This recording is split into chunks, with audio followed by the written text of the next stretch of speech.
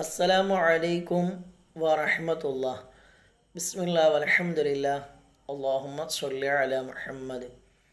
ഷഫീഉന റസൂലുള്ളാഹി സ്വല്ലല്ലാഹു അലൈഹി വസല്ലമ തങ്ങൾ ഇസ്റാ മിഅ്റാജ് നടത്തുന്ന സമയത്ത് ധാരാളം കാഴ്ചകൾ കണ്ടിട്ടുണ്ട്. അതായത് സന്തോഷകരമായ കാഴ്ചകളും അതുപോലെ തന്നെ ഹബീബിനെ സങ്കടപ്പെടുത്തുന്ന കാഴ്ചകളും അവിടുന്ന് കണ്ടു. ഓരോ കാഴ്ചകൾ കാണുമ്പോഴും ജിബ്രീൽ അലൈഹിസ്സലാമിനോട് അതിനെക്കുറിച്ച് ചോദിക്കുകയും മനസ്സിലാക്കുകയും ചെയ്തിട്ടുണ്ടായിരുന്നു.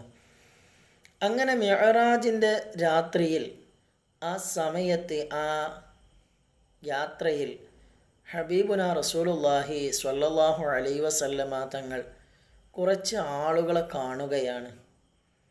അവരുടെ അവസ്ഥ എന്ന് പറയുന്നത് ഒരു വലിയ ഭക്ഷണത്തളിക. ആ ഭക്ഷണത്തളികയുടെ ഒരു ഭാഗത്ത് നല്ല സ്വാദിഷ്ടമായ നല്ല ഭക്ഷണമുണ്ട്.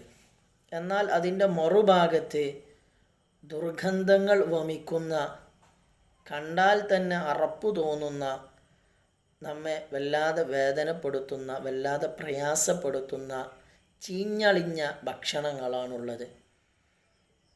കുറച്ച് മനുഷ്യർ ഈ ചീഞ്ഞളിഞ്ഞ ഈ ഭക്ഷണം കഴിക്കുന്നതാണ് ഷഫീഉന റസൂലുള്ളാഹി സ്വല്ലല്ലാഹു അലൈഹി വസല്ലമ തങ്ങൾ കാണുന്നത്. കണ്ടപ്പോൾ മഹാനായ ജിബ്രീൽ അലൈഹിസ്സലാമിനോട് ചോദിച്ചു, അല്ലയോ ജിബ്രീൽ, ഇക്കൂട്ടർ ആരാണ്? മൻ ഹൗലാഹി, ഈ കൂട്ടർ ആരാ ജിബ്രീലെ? ആ സമയത്ത് മഹാനായ ജിബ്രീൽ അലൈഹിസ്സലാം പറഞ്ഞു, നബിയെ, അങ്ങയുടെ ഉമ്മത്തിൽപ്പെട്ട ആളുകളാണ് ഇവർ.